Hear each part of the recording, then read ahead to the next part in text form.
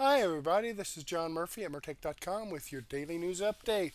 Okay, I wanted to get started about 9:30, but my nephew and his wife and kids came over late, and things just got held up. Sorry, sorry, sorry. Okay, as you can see here, we are March the 17th in the year of our Lord 2026, and I've got my site decorated for St. Patrick's Day. Hope you've all had a great St. Patrick's Day, and let me say this about that. If you are wearing green today and you're not Irish, or you're drinking beer, green beer, and you're not Irish, please, I won't hold that against you. Now, I know I've heard a lot of stories about college people wanting to do like a Polynesian party and dancing with grass skirts and stuff like that, and the college wouldn't let them do it because that was racist. Okay, if you want to drink green beer or wear green on St. Patrick's Day, I don't find that offensive as being an Irish person. Okay, with that being said, got a lot of great information for you, so let's jump over here to Mertech on Rumble. This is the video we're going over tonight, episode 1860. Let's jump into that. Hi, Debbie BS on and Rumble. Susie Poles 2016. Thank you for joining us in the chat. Let me slide down here and click the Show More button to expand out the description box. And we have information from Dan Bongino, American Center for Law and Justice, Dr. Steve Turley, and Wendy Bell Radio. But I do have some shout outs to give from Doug Shanor, just started following my channel. Jeff Vivian just started following my channel. Lamb67 just started following my channel. Two-Tail Mom just started following my channel. Bazia888 just started following my channel. Given 5 just started following my channel. Dolores Dean just started following my channel. Casper1386 just started following my channel. Rugged Dog 45 just started following my channel. And Low is Est Lee LA just started following my channel. So thank you very much, folks, for following my channel. I greatly appreciate that. I hope you're tuned in, and I hope you enjoy the content. Okay, Debbie BS reposted my episode 1859.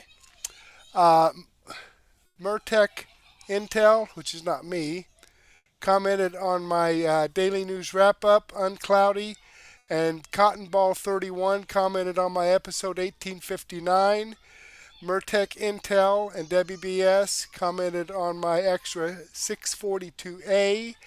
Real News DFW and Debbie BS commented on my extra 642B.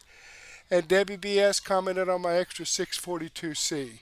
So thank you very much, folks, for reposting my videos and for your comments. I enjoy reading your feedback, and I certainly appreciate your support. So let me give this a thumbs up. Boom. There you go. It's just that easy. Just a little click or a tap, and you're there. Okay, Dan Bongino. Let them, don't let them bury the truth. Episode 2474. Okay, let's see what's going on here. To the Dan Bongino Show, and happy St. Patrick's Day. Take a look at it, right? We're doing very well. I got along well with, we call him St. Patrick. I call him Pat. He's a tremendous guy. And we made a beautiful deal together. I said to him, Pat, you look at the gold at the end of your rainbow, and it all belongs to me. You don't take one. Not 1 shilling or whatever you call it. You don't take the doubloon. We have a lot of doubloons. Everybody loves the doubloons. But I said to Pat, it's all my gold. If you take it, we're going to have a lot of problems. He said to me, sir, we don't want problems with you, sir. Not after everything you've done. So we got along well. We made a beautiful deal. And you take a look at, you may have heard of him, Lucky the Leprechaun. He's a great guy. He said to me, laddie, they're after me, Lucky Charms, laddie. I don't know what we're going to do about it. I said to him, Lucky, you've got a problem. It's the North American land whale known as Rosie O'Donnell. She's after your Lucky Charms. We don't want to see it happen. And we're not taking her back from you either. If you send Rosie back, we're going to tariff Ireland at 5,000% per pound, which is a lot of pounds. Think about it. So we say happy St. Patrick's Day to you. And we say, may your troubles be less, may your blessings be more, and may nothing but happiness come through your door. Thank you for your attention to this matter. Happy St. Patrick's Day to the Bongino Army. Sean Fairest here with you again. As you see, we're festive this morning. I've got you. Actually, this is it. You see the size of the dishes I got on the side of my head. I get a lot of people online, and they say things like, "Oh, you should have been in Lord of the Rings," and I'm like, "Yeah, whatever, cool. I've got big ears. We all understand that." But I get internet everywhere that I go with these things, and you don't. But now we're going to swap hats. You get one look at my horrible hairdo. We'll get ready to go into the show today. Good morning to everybody. It's great to be back. Thank you so much for all the support, all the kind feedback, everything that we got yesterday. We seem to have done really well. Obviously, I made a post last night on X thanking a lot of people and generally the audience in general as a whole. It was a great moment to be able to sit here and do that show yesterday, and it's another great moment to be able to do that today. Remember, you could follow the show on Apple Podcasts and Spotify, also on video, whether you're watching live or later, rumble.com/Bongino. Obviously, on the audio side, search Dan Bongino Show. Hit subscribe. Even if you don't listen on audio, do that. Hit subscribe. Helps the show and everything fly up the charts. It's the best place for truth and fairness in media. It's been my favorite space for political commentary for the last 8 years. I have not missed an episode. I'm proud to say that. People are like, "Oh, come on, that's ridiculous." No, it's true. I have not missed an episode. Let's get that hat front and center. As you see, I have my festive shirt on today. It says, "Kiss me." Here we go. Can I say, I am one. There we go. I'm bad at this. 1024th Irish in honor of the great Elizabeth Warren. We call her Pocahontas. I call her Chief Spitting Bull. You understand that she's a nasty person. They also call me, your favorite president, Chief Golden Eagle, the greatest. I have the biggest teepee, by the way, in the history of the world. People like crying Chuck Schumer and Hakeem Jeffries have a very small teepee. I have the biggest teepee in the history of the world. You know what I'm talking about. I also have a very big shillelagh. Everybody knows about that too. And the biggest shamrocks. Everybody understands that. So right off the top, our friend Mazemore on X put together this amazing montage of Elizabeth Warren, that's Pocahontas, trying to sell everybody on the fact or the idea, it's not a fact, that she was Native American. I don't know, because she had high cheekbones and her papaw said something or other. So right off the top, we'll get into this St. Patrick's Day groove, have a little fun at the expense of Elizabeth Warren as we see the 1024th shirt. That's what she had come back on her DNA test. She's the only person, by the way, nobody knew this was possible until she did it. Elizabeth Warren is still the only, she definitely was the first human being to ever fail a DNA test. I didn't know you could pass or fail a DNA test, but think she was so deranged by Trump, so triggered and trolled into this act, of, I'll prove she knew she wasn't Native American, failed the DNA test. Let's roll this clip from Mazemore, this montage of her, trying to tell everybody how Native American she actually is. I still have a picture on my mantle at home. And it's a picture my mother had before that, a picture of my grandfather. And my Aunt B has walked by that picture at least 1,000 times, remarked that her father, my papa, had high cheekbones like all of the Indians do, because that's how she saw it. And she said, and your mother got those same great cheekbones. I would be their first senator, so far as I know, who has Native American heritage. When I was growing up, these are the stories I knew about my heritage. I believed my mother and my father and my aunts and my uncles, and I never asked anybody for any documentation. I don't know any kid who did. Family stories are not the same as tribal citizenship, and this is why I have apologized both to Chief Baker, who was very gracious about it, and have apologized publicly. She knew she was full of crap. Come on. And the crazy part is if any of us tried that crap, right? Like, oh, I'm Native American, I'm this, I'm that. And we were lying, us. What I mean by us is folks on the right, because it's parentheses different. It's different when they do it versus when we do it. Come on. If any of us, we would be filleted on social media, in the media. Rachel Madcow would be waving our tax returns around one day. He lied about it. He said he was white on his tax returns, or he said he was a Native American in this job application. I mean, she used that as a way to boost her career. You just saw the clips from the great Maze Moore, who, if you say something on the internet that's embarrassing, he's going to find it and put you in one of those montages. It's like the wall of shame. Maze Moore is great. He does a phenomenal job, and you should follow him on X. Mazemoore. He's one of the best, not just for the videos that he puts out, but he's just a good guy, and he's a great follow. But we had to start off with a little fun with Pocahontas, which is, I think, of all the Trump nicknames, that's probably my favorite. I'm going to do this a couple times today with the live chat. I want to ask, what is your favorite Trump nickname thus far? Because you have a couple of good ones. There's Crying Chuck, Nervous Nancy, Sleepy Joe, Crooked Hillary, Little Marco. That was good. By the way, we've upgraded him. Little Marco. He went from Little Marco to medium-sized Marco really fast. And now that he's taking on all these different jobs, he's got a lot of jobs. He might be the new head coach of the New York Jets soon, because they're probably going to fire the guy. His name is Aaron Glenn. They're going to fire him soon because they're not a good football team. We got to get Woody Johnson to do something about it. What's your favorite? Give me the live chat. Your favorite Trump nickname that he's come up with. The chat's going, Nasty Pelosi, Pencil Neck. I see Pencil Neck, Quiet Piggy, Rock. I forgot about Rocket Man. Yeah, Little Rocket Man. Kim Jong-un. Remember when they said that him saying Little Rocket Man was going to cause World War III? He was back in his first term. You can't call him Rocket Man on Twitter. One of my favorite posts, by the way, from Trump on Twitter back in the the mean tweets era was, I think, the North Korea, Kim Jong-un, Newscum. A lot of people like Newscum in the chat. Looks like Newscum is winning. Shifty Schiff, Tampon Tim. This is good. Newscum is dominating in the chat. I don't think I like the nickname. But I think Pocahontas is funnier because of the whole Native American thing. But one of my favorite posts that Trump did with Kim Jong-un, Little Rocket Man, is Kim Jong-un called him old or something. He said, I don't know why Kim Jong-un is calling me old. I would never call him short and fat.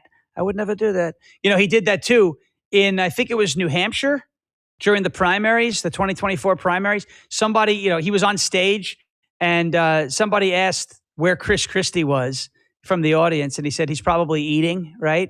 And then this is what I believe happened. I don't know. But he just stops what he's saying. Trump just stops what he's saying and goes, don't call him a fat pig. I would never say that. I would never call him a fat pig. I don't think anybody actually called Chris Christie a fat pig. I think Trump was kind of using that as cover to call him a fat pig. But I digress. There you go. A low energy Jeb, a couple other ones coming in. Dan will be back tomorrow. I see some people asking, where is Dan? He's going to be back tomorrow.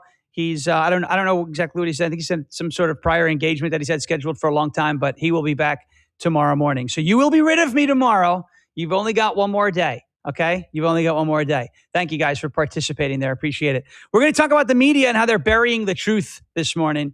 They've been burying the truth from the American people about a lot of things, namely the SAVE Act, okay, and this Iran conflict. From the moment that the Iran conflict started, what was that, March 1st or something? From the moment that conflict started, the media declared that we were losing, which is incredible. As like I said yesterday, can we at least, you may not agree with the war. You may not agree with, the decision to strike Iran. You may not agree with, the pretenses and what we're being told. You may not like it. You may say there are other solutions and other ways that we could have gone about, doing these things. But can we at least not like crap all over our troops and not crap all over our country just because you don't like the president? I could tell you straight up, if Joe Biden had launched this attack on Iran, maybe I wouldn't have liked it. Maybe I would have said, whatever, let's see how far it goes. I wouldn't have had faith that Joe Biden and his team would be able to get us through it, in as best shape, as good a condition as possible. But you wouldn't see me going out there shaming the troops, getting mad that they're eating steak and lobster. Like, if there's anybody that our government should be spending money on, It's our troops. It's our men and women in the military. It's our veterans instead of all these illegals, these bad hombres, right? In New York, getting free food, free housing, and not just in New York, right? I don't have a problem if we're going to spend $15 million feeding our troops and boosting their morale. On my show on LFA TV, we asked a question in the chat. And I said, how many of you guys and gals served and were deployed and whatnot? And what did that steak and lobster dinner mean to you? And a lot of the responses that came in, it said it made us feel appreciated. It made us feel important. It was nice to have it. It was a good morale booster. Everybody's mood on the base and in these areas kind of lifted up. And because it's better than eating these MREs all day long. Isn't that what you want? Don't you want to take care of our troops? Don't you want to show them the appreciation? Don't you want them to be motivated to serve the country proudly, valiantly, and with courage and honor? Do you want them to feel like that the country has their back? Because one meal, $15 million. What you say? People acted like Pete Hegseth was eating it all himself. It's not what was going on. So can we get back as a country, whether you're right, left, up, down, east, west, north, south, whatever you are, okay? Can we get back, if you consider yourself as an American, get back to that September 12th, 2001 mindset? I'm not asking you to pledge blind loyalty to every narrative that's told to us by the government. I'm just asking, can we respect our flag? Can we respect our country? Can we love our country again? Yes, we have flaws. We will always have flaws. You want to know why we're always going to have flaws? Because we're a country that's run by human beings, and human beings are imperfect, okay? So we're going to have flaws, but just because there's an imperfection doesn't mean the entire country sucks. And the mainstream media looks at what they believe is an imperfection, right? The president of the United States, they don't like him. Oh, he said some things. The locker room talk, he mean tweets. He calls people nicknames. Donald Trump's this, he's that, he's orange. They call me the Cheeto Torpedo. I'm very, very fast and strong. They make fun of him all the time, and they act like that imperfection is the reason to crap on the whole country. When Joe Biden was the president, I still loved this country. I didn't like our president. I thought he was a decrepit buffoon, right? Walking around and stumbling, tripping over sandbags, the ghost of Corn Pop taking him down on the stage, muttering through it, screaming and yelling out of nowhere, making up words, the proof for the pudding's in the eating, man. Nobody knows what half of the stuff but I loved this country still. I flew the flag, right? I was still proud to be an American. I wasn't proud of our president, but I was proud to live in the greatest country in the world every single day. Doesn't matter who the president is. I still love this place. That's what makes us different than them. And I just want to get back to that mindset. So whether you're left, right, up, down, if you're a doomer, a black, but just for just a second, can we just appreciate and respect and love this place and love our troops and stand with our troops? Because the mainstream media clearly is trying to divide this country, trying to shame our country. It's the whole point of critical race theory and all of those things too in the schools, teaching children from age 5 to age 18 that this is a systemically racist country and that it needs to be razed to the ground and built back up in some sort of communist image. No, we're not interested in that. And that's what we're going to highlight today. The mainstream media burying the truth, shaming our troops, shaming our country, gaslighting and propagandizing the American people on issues like Iran, issues like the SAVE Act, and other issues as well. Antifa, illegal aliens, elections, things of that nature. So stick around. We're going to have a great show. We're going to take a very quick break, and then we're going to jump right into the media burying the truth, all the narratives that they are trying to spin up here regarding the Iran war and everything that we just talked about. First, a word from our friends at... Okay, I'm going to go ahead and pause that there. And, I like the way that they replaced his Dan Bongino's sign here. He's got Dan marked out here in red and his Sean Fairest. I think he does a good job. I like him. And again, he's from LFA TV. And I do share LFA TV here on Murtech.com. Let's just jump over here. This is all in alphabetical order right there. Right there, LAF TV or LFA TV. And if we click on there, right there he is, Sean Fairest. Okay? So let's go ahead and jump back here. And let me click on the Rumble link. Here we go. and show you that this video does Friends, come from the Dan Bongino Show. It's a video I shared with you. I'm following his channel. I've given him a thumbs up. I hope you do the same thing for me. Okay, let's come back over here and let me close out the chat here. I've been chatting here a little bit with Susie Poll 2016, Debbie BS, and M41 Coco. Give me a chat, folks. Happy St. Patrick's Day. Let me know how you feel about it. Okay, our American Center for Law and Justice, Sekulow clip, latest details on Operation Epic Fury. Okay, revealed. Let's see what that's all about.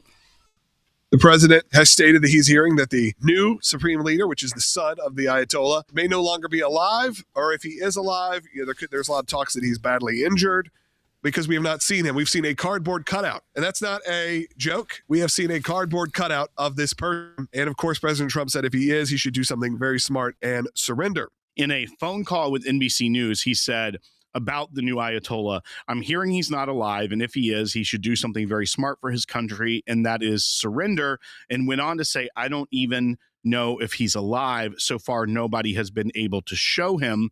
And he said, Iran wants to make a deal, and I don't want to make it because the terms aren't good enough yet. So I think that also shows the maximum pressure the president is putting on. President Trump did just speak on the ongoing effort in Iran. So let's go. Might as well go to that. This just happened moments ago, Bite 11. Our powerful military campaign to end the threats posed by the Iranian regime continued in full force over the past few days. They have been literally obliterated. The Air Force is gone. The Navy is gone. Many ships have been sunk. They're warfighting ships, but I guess they didn't know how to use them. And anti-aircraft is decimated. Their radar is gone, and their leaders are gone. Other than that, they're doing quite well. That's President Trump, of course. It's almost like his version of Hamilton, just like very slow, but it feels like the way he's like, the ships are gone, the Air Force gone. That's what it feels like. You gotta also love his delivery and things like this.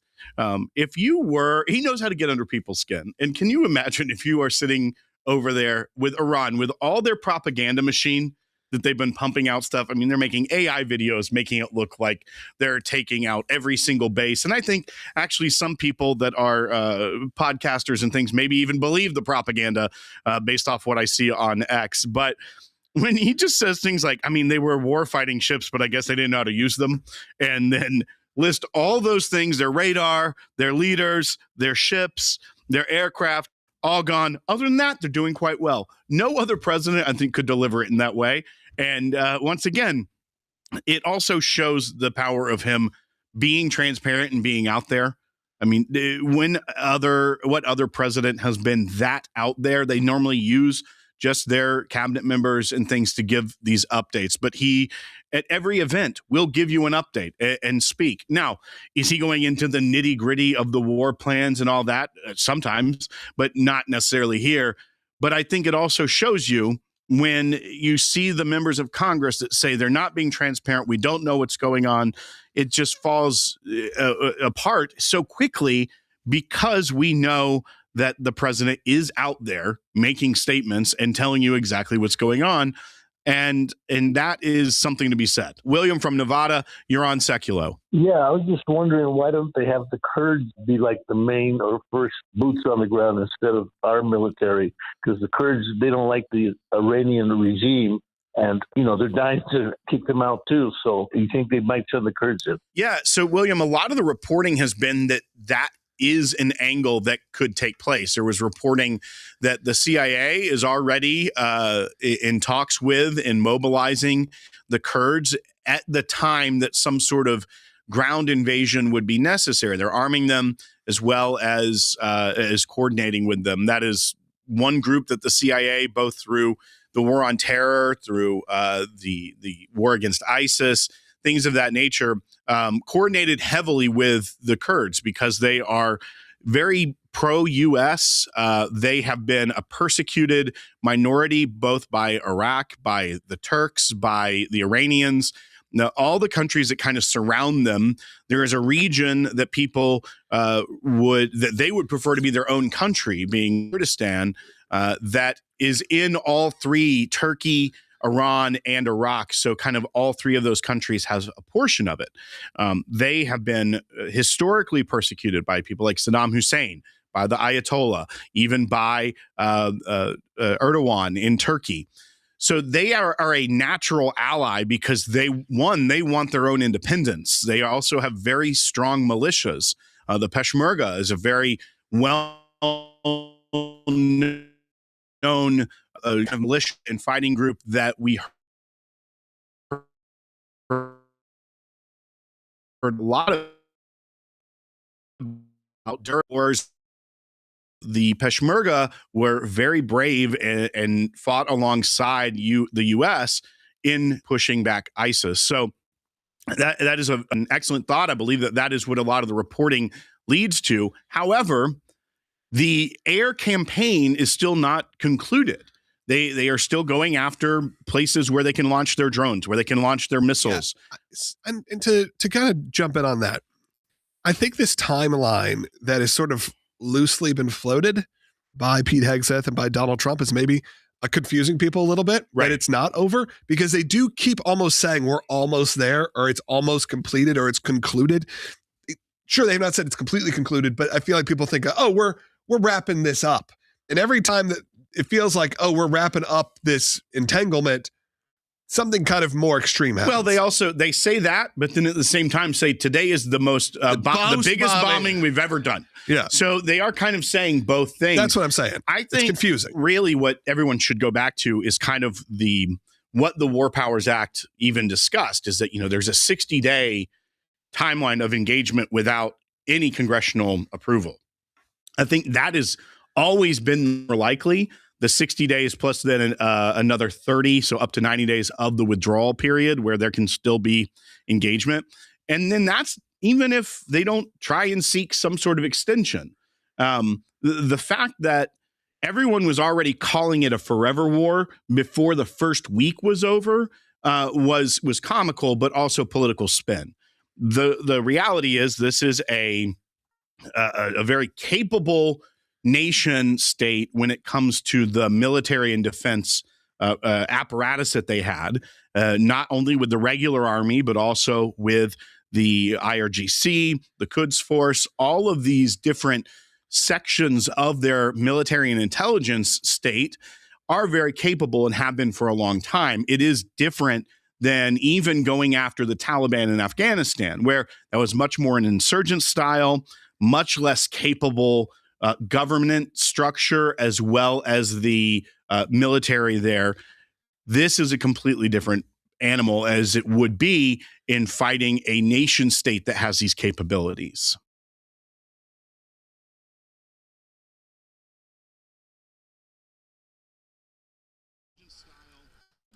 Okay, all right, let's jump back here and slide down here and check out what's going on with Dr. Steve Turley. GOP flips another dim seat as Trump poll numbers surge.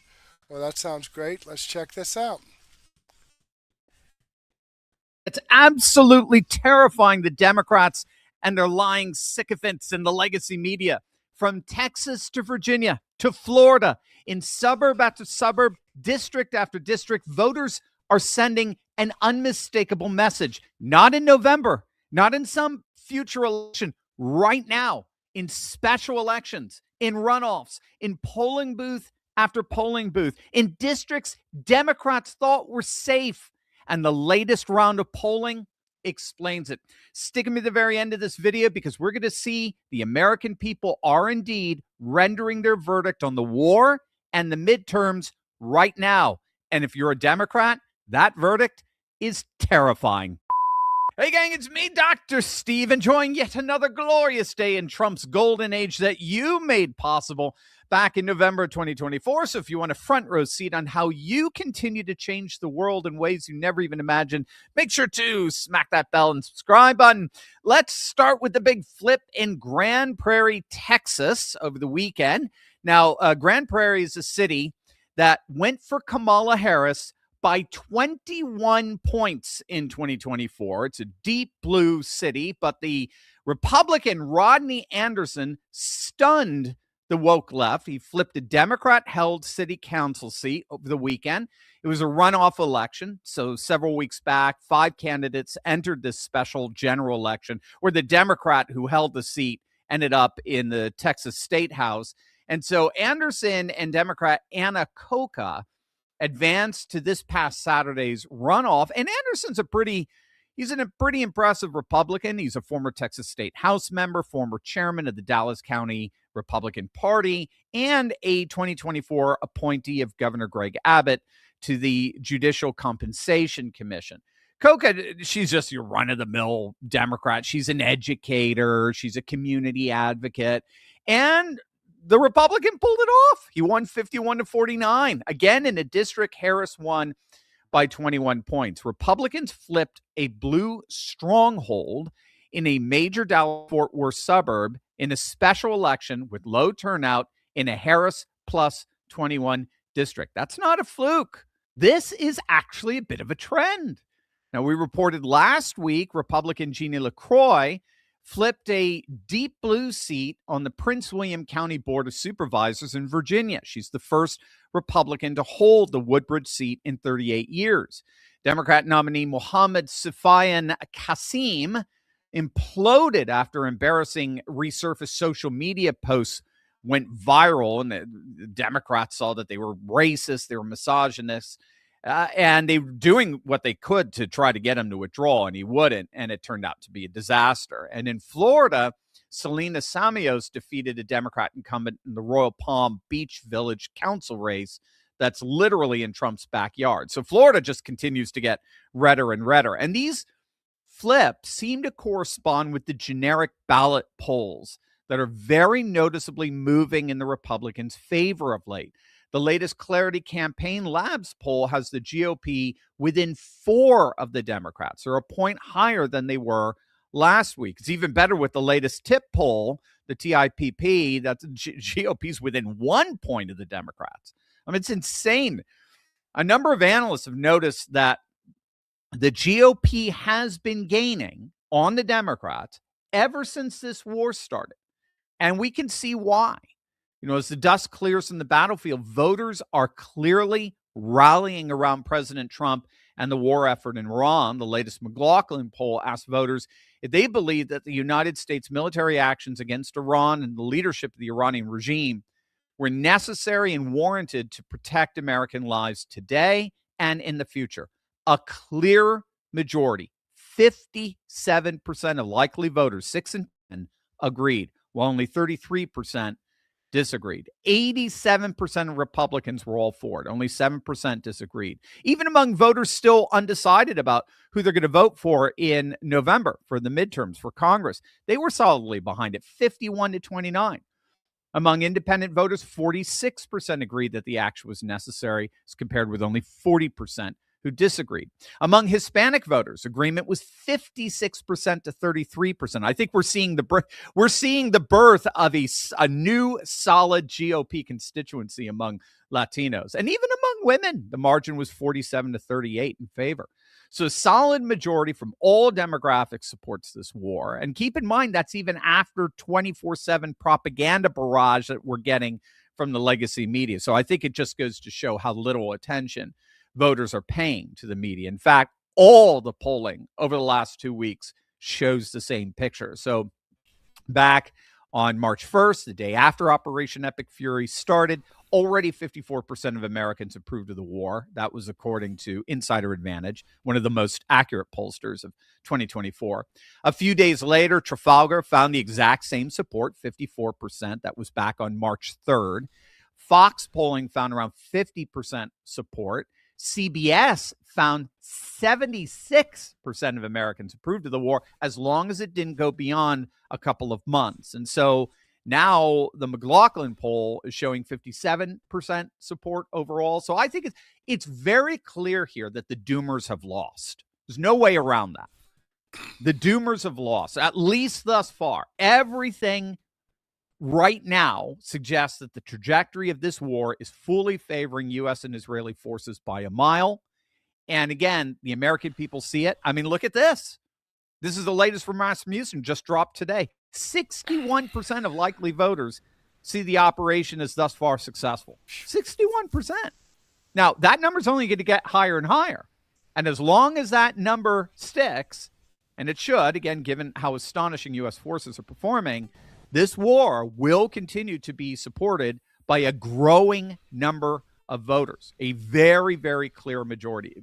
It'll go from 6 in 10 to probably 7 in 10, as will the support for the GOP.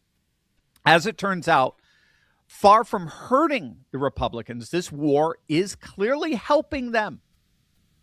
Again, I know you're not going to get that necessarily on in the influencer world. They're all, half of them are flipping out right now. But the GOP, again, the numbers just say it all. The GOP is more popular today than they were before the war began. And for the Democrats, the contrast could not possibly be starker. They're going from bad to worse. Wait until you see their polling. Okay, it's going into a commercial break here, so let's go ahead and get past that. And, you know, I don't know that Trump does anything without knowing how the public is going to react to it. Okay? You know, he might do something and you hear all kinds of whining and moaning and groaning and all that from the mainstream media, but yet later on, when the polls start coming out, when the surveys start coming out, people are in favor of it. You know, I'm in favor of this as long as it doesn't last forever. So let's see what's going on here. How are voters feeling about Democrats right now? Yeah, I mean, Democrats in the minds of the American public are lower than the Dead Sea. What are we talking about here? Well, let's take a look. The net approval rating for Democrats in Congress, you get Kate Baldwin, the lowest ever. Look at this. Overall, they are 55 points underwater. Their approval rating is south of 20%. It's even worse when you look at independents. Look at this. Negative 61 points. That means that their approval rating is 61 points lower than their disapproval rating. Quinnipiac has been polling this question for the better part of the 21st century. They have never found Democrats, at least those in Congress, in worse shape than they are right now. That's Harry. Okay, and you know, the reason why here, and even the independents, the Democrats don't have a platform. The only thing they talk about is hate Trump. Do the opposite of what Donald Trump is doing. You know, he's bringing revenue into the country using tariffs. Oh, that's bad. Yeah, we can't have revenue come into our country with these tariffs. You know, he doesn't want men playing in women's sports. Oh, well, we can't have that. You know, we must let the men go ahead and beat the shit out of the women in sports. Yeah, and walk into their restrooms and locker rooms and watch them undress. Yeah, the Democrats think that's okay. They don't have any platform except for Orange Man Bad. That's their platform. Banton of CNN devastating the hopes and dreams of Democrats for a blue wave in November. It's simply not happening. It's not materializing. There, just by comparison, there were already very clear signs by this time in 2018. So according to the RCP, that's the Real Clear Politics polling average that aggregates all the polls, Democrats were already up by 13 by this point in the 2018 midterms when they picked up 40 seats. Now that same RCP polling average shows them up by only 4. By only 4. At most, we're looking at a blue puddle. At most, at this point. There's simply no indication at all for a blue wave. It's just not happening. Quite the contrary. It looks more and more like voters want exactly what Trump and the MAGA movement are delivering. There was a very good piece in Commentary Magazine that explains the underlying architecture of this emerging political consensus. It's called The Age of Trump, A Sobering Return to Reality. It's written by Tom Lindbergh. He's a senior fellow at the Hudson Institute. And his core argument is really good. Trump isn't defying history in this war with Iran. He's returning to it. He's not defining or defying history. He's returning to it. Remember, MAGA is about making America great again, right? This is about a great return. And what Lindbergh does is, it's very good. He traces the collapse of 3 successive American foreign policy frameworks that were each built on the same fatal progressive realist assumption that history inevitably bends naturally toward liberal democracy, that institutions and free trade and democratic evangelism could somehow tame great power politics, great power rivalries, and that America could lead the world by example rather than by power. Wilson tried it, the League of Nations, they collapsed. Roosevelt tried it, the so-called four policemen cooperation, it evaporated the moment Stalin smelled weakness. The post-Cold War establishment tried it. Remember, it's the Fukuyama end of history. They said liberal democracy had won, and then China rose, Russia invaded, Iran built a nuclear program, and the entire framework disintegrated. What Lindbergh is arguing is that the foreign policy consensus that has governed Washington since 1989 was not wisdom, it was fantasy. It was a progressive realist fraud. And the key here is that Trump voters understood that before the experts did. Okay, I'm going to go ahead and pause that there. Again, Dr. Steve delivers great information, and I trust his information, and that's why I share it with you. Okay, jumping over here on the Rumble link, this video does come from Dr. Steve Turley. I am following his channel. I've given him a thumbs up. I hope you do the same thing for me. And I want to share some information here from Rumble Wallet before we move on to Wendy Bell Radio, okay? They can cancel your accounts, freeze your cards, decide what you're allowed to buy, say, or support. Big banks and financial institutions have total control, and they use it. That's why financial independence matters more now than ever. Introducing Rumble Wallet, a wallet built for real freedom. With Rumble Wallet, you control your money, not a bank, not a government, not a tech company. Designed for patriots who stand tall, this cap captures the enduring spirit of liberty. The Liberty Bell stands proud. This isn't a credit line they can shut off, it's your wallet, permanently. Yours to protect your future. Yours to protect your family. When the system fails, when institutions turn on their own people, financial sovereignty is the difference between security and vulnerability. Buy digital assets like Tether, Tether Gold, and Bitcoin in one secure place. No permission, no middlemen, no cancel button. And when you want to support the creators you actually believe in, you can use the Rumble Wallet app to directly tip content creators securely, instantly, and without interference. This isn't a credit line they can shut off. It's your wallet, permanently. Yours to protect your future. Yours to protect your family. When the system fails, when institutions turn on their own people, financial sovereignty is the difference between security and vulnerability. Rumble Wallet isn't about politics. It's about freedom, ownership, and protecting what's yours. So take control today. Download Rumble Wallet now and step away from the big banks for good. True ownership, true protection, true financial freedom.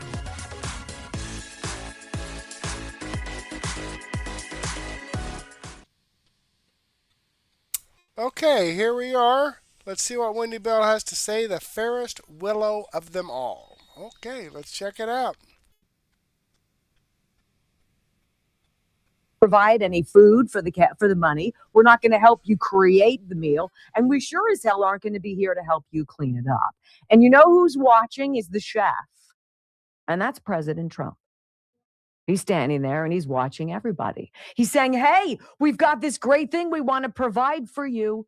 Everybody knows it's time for a menu mix-up. We all know we need some new flavors. The whole communism thing, that appetizer, nobody liked that for a long time. The shooting protesters dead, yeah, as a main course, we reject that. We're not interested in that. Keeping you from having freedom of speech, access to food, access to, I don't know, drugs like pharmaceutical products, medicines that you need. Yeah, we don't want that anymore. That's not how we want this life in this melting pot called planet Earth to be. There's one person who fights for all of this stuff, guys.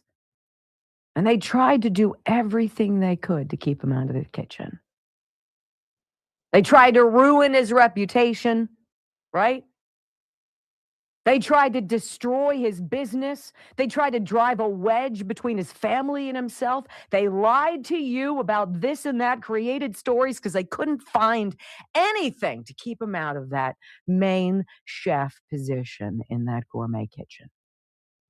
Look, yesterday something super weird happened for me, and I want it to happen again.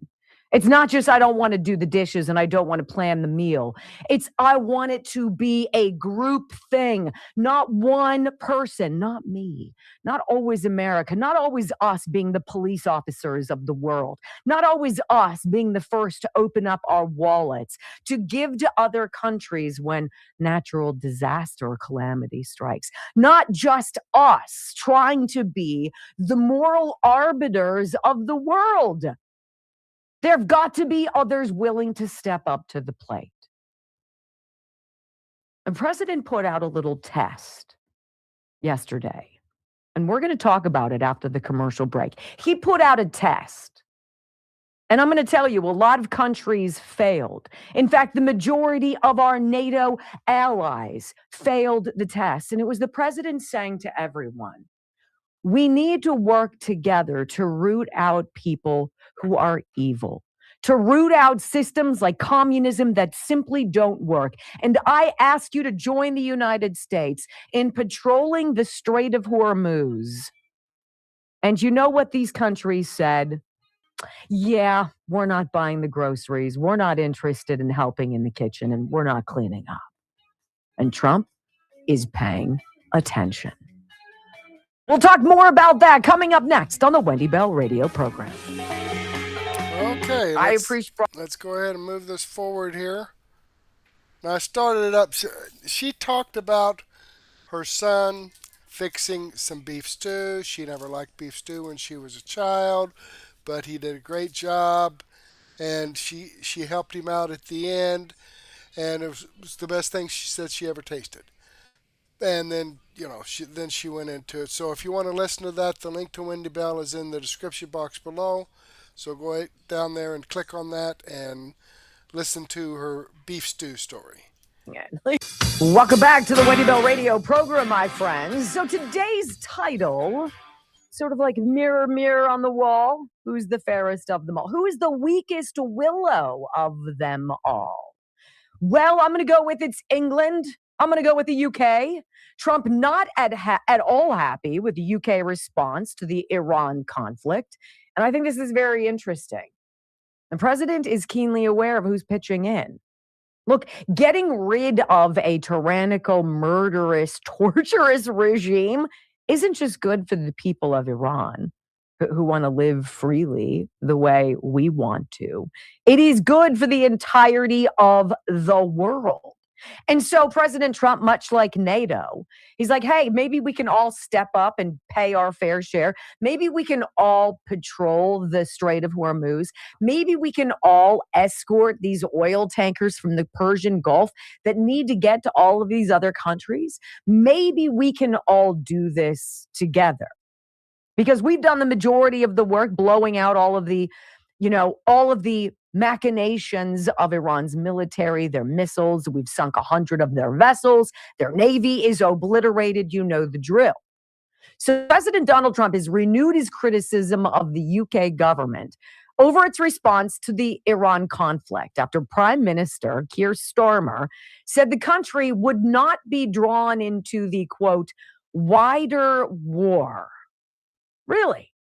Trump told reporters Monday he was, quote, not happy with the UK, adding it should be involved enthusiastically in efforts to reopen the Strait of Hormuz, which is a vital oil shipping channel, as you well know. And he said during a press conference later that there were some countries that greatly disappointed me, he said, before he singled out the UK, which he said had been considered the Rolls-Royce of allies. Now, his remarks came after Keir Starmer said the UK was working with allies on a viable collective plan to reopen the strait. He said the UK already had mine hunters in the region, But there was no decision yet on what action would be taken. Basically, yeah, we're here. We've got money for groceries, but we're really not going to sit down. We're not going to help make anything. We're certainly not going to feed anybody and participate in this crazy stuff. We don't want to get our hands dirty. If you don't think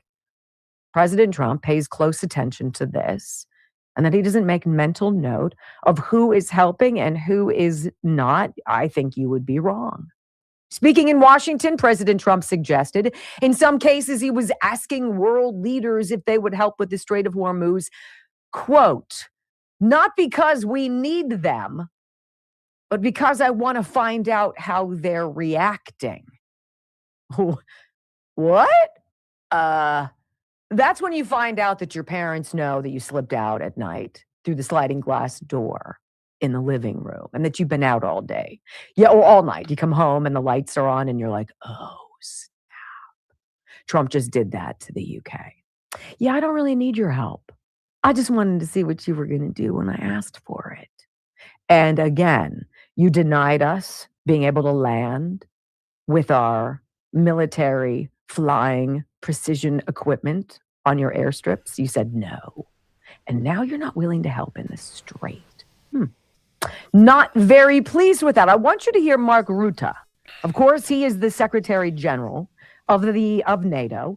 And he's like, look, this was what he said late last year when President Trump was like, hey, everybody needs to start paying their fair share into NATO. And that's 5% of GDP. It's not 2%. It's not 0.5%. It's not, I'll get it to you, right? It's not, well, we're working on our budget. We'll see. If we're all going to work together to help make everybody safe and secure, then you've got to pay your fair share. And Mark Rutte said to the nations of NATO, if you guys think you can go without the United States, if you guys don't want to be a part of this, you're going to find out you're not going to succeed very long. Listen. If anyone thinks here, again, that the European Union or Europe as a whole can defend itself without the US, keep on dreaming. You can't. We can't. We need each other. And why do we need each other? Forget that you can ever get there with 5%. It will be 10%. You have to build up your own nuclear capability. That costs billions and billions of euros. You will lose then, in that scenario, you would lose the ultimate guarantor of our freedom, which is the US nuclear umbrella. Good luck. Good luck, he says. You will lose the ultimate guarantor of our freedom, which is the U.S. nuclear umbrella. So he's telling all these countries, Trump puts it out there, hey, we need some help. Everybody pitch in. We're all in this together, right? It's good for the world. But then he gets blowback from many of the NATO allies, to which President Trump responds with this truth. Not long ago, 11:20 a.m., the United States has been informed by most of our NATO allies is in quotes, that they don't want to get involved with our military operation against the terrorist regime of Iran in the Middle East. This despite the fact that almost every country strongly agreed with what we are doing and that Iran cannot in any way, shape, or form be allowed to have a nuclear weapon. I'm not surprised by their action, however, because I always considered NATO, where we spend hundreds of billions of dollars per year protecting these same countries, to be a one-way street. We will protect them, but they will do nothing for us, in particular in time of need. Fortunately, we have decimated Iran's military. Their navy's gone, their air force is gone, their anti-aircraft, their radar is gone, and perhaps more importantly, their leaders at virtually every level are gone, never to threaten us, our Middle Eastern allies, or the world again. Because of the fact that we have had such military success, we no longer need or desire the NATO countries' assistance. We never did. Likewise, Japan, Australia, or South Korea. Oh my, he's putting everyone on notice. In fact, speaking as President of the United States of America, by far the most powerful country anywhere in the world, we do not need the help of anyone. Thank you for your attention to this matter. The president saying, under no illusions, we don't need to be a part of NATO. we can create the board of peace, and we can create peace and safety in our own hemisphere. And the rest of you, well, I guess you're not having our delicious beef stew tonight, are ya? When we come back on the Wendy Bell Radio program, it's pure political theater, the SAVE Act on the floor of the Senate next. Okay, there you have it, folks. I'm going to go ahead and move on here. Let me click on the Rumble link and show you that this video does come from Wendy Bell Radio. I'm following her channel. I'm giving her a thumbs up.